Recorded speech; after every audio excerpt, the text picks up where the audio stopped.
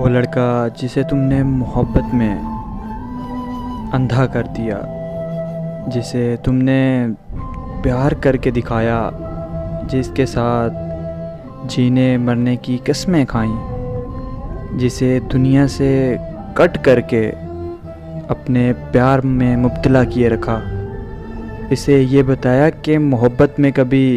बेवफाई नहीं होती, हमेशा साथ जीने के वादे किए, उसे इस मकाम तक लेकर आई कि उसको तुम्हारे सिवा कोई दिखाई ही नहीं देता। दिन रात उससे बातें करके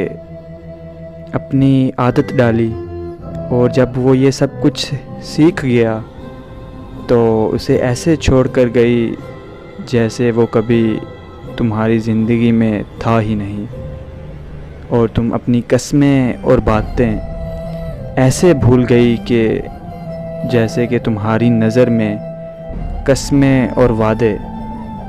सिर्फ़ एक अल्फाज की हद तक हैं।